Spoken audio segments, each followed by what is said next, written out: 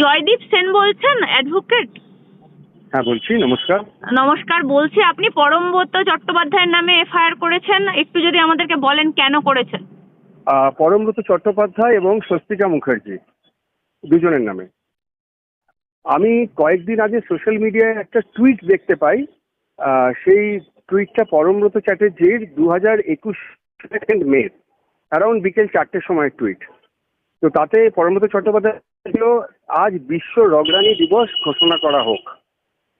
তো 2 মে 2021টা খুব সিগনিফিকেন্ট। তার কারণ হচ্ছে 2 মে দুপুর থেকেই তৃণমূল জিতছে এরকম একটা আবহে সারা পশ্চিমবঙ্গ জুড়ে বিজেপি কর্মীদের উপরে চূড়ান্ত অত্যাচার এবং ভায়োলেন্স শুরু হয়ে যায়। সেটা দুপুর থেকেই শুরু হয় এবং সেই প্রেক্ষিতে বিকেল 4টের সময় পরমব্রত চ্যাটার্জির টুইট যে এবার বিশ্ব রগরানি দিবস ঘোষণা করা হোক, সেটা হচ্ছে এই লার্জ স্কেল ভায়োলেন্সকে ইনস্টিগেট করা এবং এটাকে এনকারেজ করা, যেটা তখন যে আইন বলবৎ ছিল ইন্ডিয়ান পেনাল কোডের সেকশন 170 অধীনে একটি নন বেইলেবল অ্যান্ড কগনিজেবল অফেন্স। তো সেই টুইটটা আমি কয়েকদিন আগেই দেখতে পাই একজন বিখ্যাত সাংবাদিক শ্রী কাঞ্চন গুপ্তর সোশ্যাল মিডিয়া পোস্ট থেকে। এই কেন্দ্রীয় সরকারের ministry of information and broadcasting এর অ্যাডভাইজার। এই পরমব্রত চট্টোপাধ্যায়কে দেখা যাচ্ছিল কালকে তিনি কান্নাকাটি করছিলেন। আপনি নিশ্চয়ই সেই ভিডিওটা ভাইরাল হয়েছে সোশ্যাল মিডিয়ায়, আপনি দেখেছেন। তিনি বলছিলেন, আমি কিছুক্ষণ আগে দেখলাম, আমাকে এক বন্ধু পাঠালো সেই ভিডিওটা এই কিছুক্ষণ আগে, জাস্ট মিনিট 10 আগে। হ্যাঁ, মানে উনি বলছেন উনি নাকি পুত্রকে বাঁচানোর জন্য এটা করেছেন। হ্যাঁ, কি একটা সদ্যজাত সন্তানের কিছু একটা বলেছে।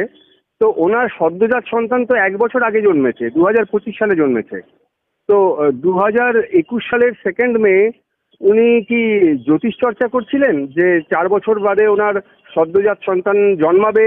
তার মুখ চেয়ে উনি 2021 সালের 2 মে বিজেপি কর্মীদের উপরে লার্জ স্কেল চূড়ান্ত ভায়োলেন্সের ইনস্টিগেট করবেন, মানে প্ররোচিত করবেন এবং তাতে উস্কানি দেবেন।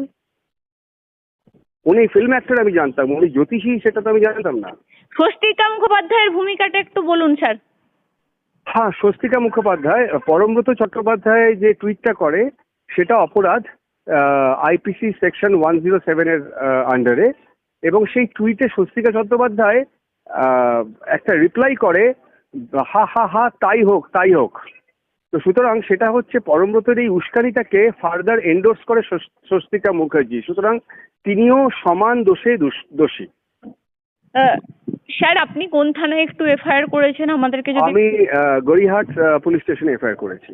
আপনার এফআইআরটা গৃহীত হয়েছে? ওটা এফআইআর নয়, প্রসেসটা হচ্ছে প্রথমে কমপ্লেন করা হয়, সেই কমপ্লেনটা প্রসেস হয়ে তারপর সেটা এফআইআর এ কনভার্ট হয়। এখন মানে অভিযোগটা আপনার গৃহীত হয়েছে? অভিযোগটা গৃহীত হয়েছে। স্যার আর একটা বিষয়, মানে এই যে পরমব্রত চট্টোপাধ্যায় চর্চার কেন্দ্রবিন্দু, মানে কখনো তৃণমূল, আর যখন ক্ষমতার অল ইন্ডিয়া থাকা ওনার অভ্যাস হয়ে গেছে, মানে আবার দেখা যাচ্ছে বিজেপির দিকে ঘেঁষার চেষ্টা করছে। কালকের যে ভিডিও একটা বার্তা পেয়েছি আমরা, কি বলবেন? এরা 5 বছরেরও বেশি সময় ধরে এরা যে পরিমাণ অসভ্যতা, নিজেদের সোশ্যাল পজিশন কাজে লাগিয়ে, নিজেদের সেলিব্রিটি স্ট্যাটাস কাজে লাগিয়ে যে ধরনের নোংরামো অসভ্যতা, মানুষকে প্ররোচনা দেওয়া, এগুলো করেছেন। এবং এই তৃণমূল পার্টি যেভাবে বাংলার মানুষের উপরে, বিজেপি কর্মীদের উপরে, হিন্দুর উপরে যেভাবে অত্যাচার করেছে, এবং সেটাকে যেভাবে এই বুদ্ধিজীবীরা, সোকল বুদ্ধিজীবী, এরা কতদূর পড়াশোনা করেছে আমি জানি না, কিন্তু আমাদের বাংলায় কেউ দুটো টিভি সিরিয়ালে অ্যাক্টিং করলে সে বুদ্ধিজীবী হয়ে যায়। তো যাই হোক, এই সোকল বুদ্ধিজীবীরা যেভাবে এন্ডোর্স করেছে, তো আজকে এদের ভাগ্য ভালো যে দেশের স্বরাষ্ট্রমন্ত্রী হচ্ছেন অমিত শাহ, প্রধানমন্ত্রী হচ্ছেন নরেন্দ্র মোদী, এবং আমাদের রাজ্যে দুজন ক্ষমতাবান ব্যক্তি হলেন শ্রী শুভেন্দু অধিকারী মাননীয় মুখ্যমন্ত্রী, এবং শ্রী শ্রমিক ভট্টাচার্য। এনারা অপূর্ব সংযম দেখিয়েছেন, তাই জন্য আজকে এনারা নিজেদের বাড়িতে আছেন। না হলে এনারা যা অত্যাচার করেছেন, আজকে বাংলার জনগণ এদেরকে বাড়ি থেকে বের করে পেটাতো।